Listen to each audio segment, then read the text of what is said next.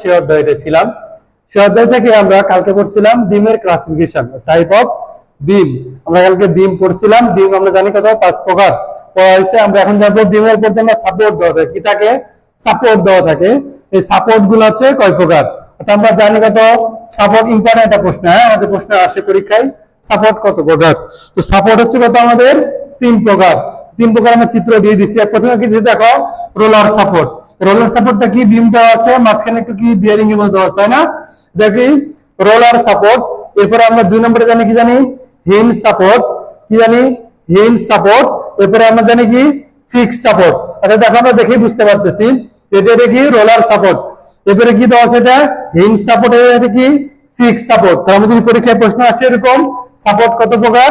তাহলে আমরা লিখতে পারি সাপোর্ট কত প্রকার, 3 প্রকার। কি কি, রোলার সাপোর্ট, একটা হচ্ছে হিঞ্জ সাপোর্ট, আর একটা কি ফিক্সড সাপোর্ট। এরপর আমাদের লোড, অর্থাৎ আমরা যে কলামের বা বিমের উপর যে লোডটা পড়ে, লোড গুলো কয় ভাবে পড়ে। তো হচ্ছে কি, আমরা লিখছি ক্লাসিফিকেশন অফ লোড, লোডের শ্রেণী বিভাগ। লোড কয় প্রকার, আমরা জানি লোড 3 ভাবে লোড পড়ে। এটা কি পড়ে, পয়েন্ট লোড বা কেন্দ্রীভূত লোড। 2 নম্বর লোড পড়ে কি, ইউনিফর্মলি ডিস্ট্রিবিউটেড লোড বা সাধারণভাবে বিস্তৃত লোড। আর একটা আছে কি,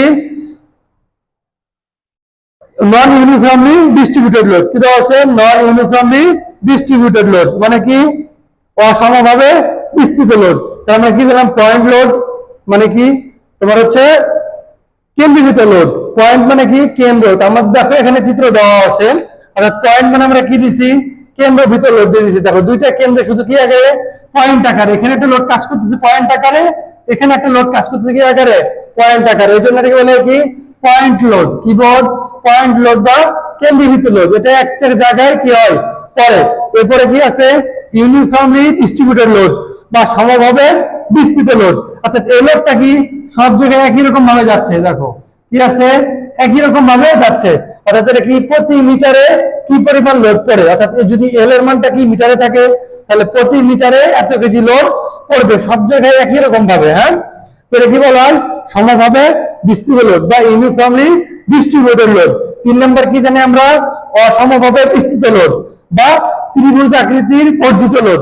অসমভাবে বিস্তৃত লোড বা ত্রিভুজ আকৃতির বর্ধিত লোড, তাই ইংলিশে বলা হয় কি, নন ইউনিফর্মলি ডিস্ট্রিবিউটেড লোড। আচ্ছা দেখো এখানে কি করছে আমরা, এখানে একটা ইউনিফর্মলি গেছে এই পর্যন্ত, এখানে এসে দেখো এখানে কি বৃদ্ধি পেয়ে গেছে, তাই না? লোডটা একই রকম ভাবে নাই। এই জায়গায় যেমন সব জায়গায় সমানভাবে ছিল, এখানে সমানভাবে নাই। তো এখানে একরকম লোড করতেছে, এই জায়গায় কি আর একরকম ভাবে লোড করতেছে। এই জন্য বলা হয় কি, অসমভাবে বিস্তৃত লোড। মানে সব জায়গায় একই সমান কিন্তু কি অসমভাবে, এই জায়গায় একরকম লোড, এখানে আর একরকম লোড করতেছে, তাই না? বা ত্রিভুজ আকৃতির বর্ধিত লোড।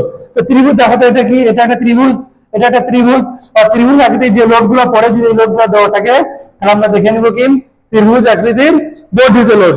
তাহলে আমাদের মোস্ট ইম্পর্টেন্ট প্রশ্ন, এই প্রশ্নটা পরীক্ষা বারবার আসে, যে লোড কত প্রকার ও কি কি, এবং কি আছে সাপোর্ট কত প্রকার এবং কি কি। আশা করি আমরা 2টা প্রশ্নের সমাধান এখানে পেয়ে গেছি। যদি বুঝতে কোনো সমস্যা হয় বা কোনো প্রশ্ন থাকে, অবশ্যই আমাদেরকে জানাতে হবে। অবশ্যই দেখা হবে নেক্সট ক্লাসে। সেই ধন্যবাদ সকলকে।